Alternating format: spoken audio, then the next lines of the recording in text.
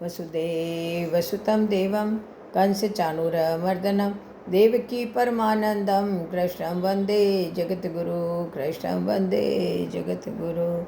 बोलो शनि भगवान की जय हो, बजरंगबली की जय हो, अपने अपने माता पिता गुरुदेव की जय हो। आज एक प्रसंग सुना रही हूँ आपको। एक दिन कॉलेज में प्रोफेसर ने विद्यार्थियों से पूछा कि इन संसार में जो कुछ भी है उसे भगवान ने ही बनाया है ना। सभी ने कहा भगवान ने ही बनाया है।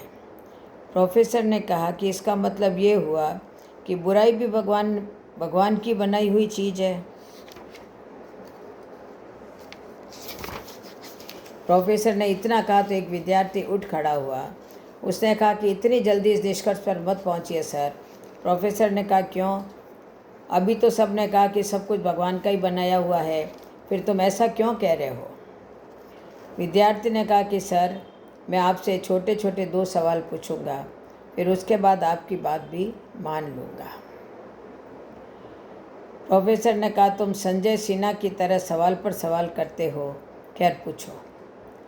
विद्यार्थी ने पूछा, सर क्या दुनिया में ठंड का कोई वजूद है? प्रोफेसर ने कहा बिल्कुल है, 100% है, हम ठंड को महसूस करते हैं। विद्यार्थी ने कहा नहीं सर, ठंड कुछ है ही नहीं, यह असल में गर्मी की अनुपस्थिति का एहसास भर है। जहाँ गर्मी नहीं होती वहाँ हम ठंड को महसूस करते हैं। अब प्रोफेसर चुप रहे। अब विद्यार्थी ने फिर पूछा, सर क्या अंधेरे का कोई अस्तित्व है? प्रोफेसर ने कहा बिल्कुल है, रात को अंधेरा होता है। विद्यार्थी ने कहा नहीं सर, अंधेरा कुछ होता ही नहीं है, ये तो जहाँ रोशनी नहीं होती वहाँ अंधेरा होता है।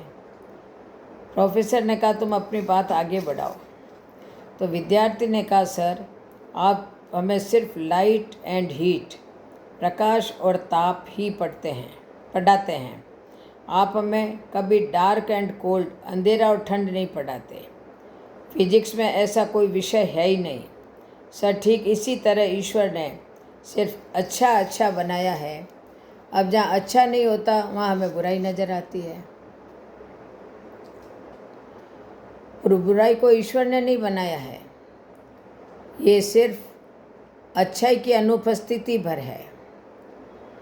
दरअसल दुनिया में कहीं बुराई है ही नहीं, ये सिर्फ प्यार, विश्वास और ईश्वर में हमारी आस्था की कमी का नाम है।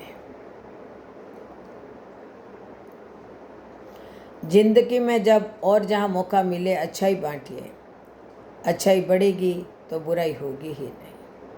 बोलो जय श्री कृष्ण, जय जय श्री राधे।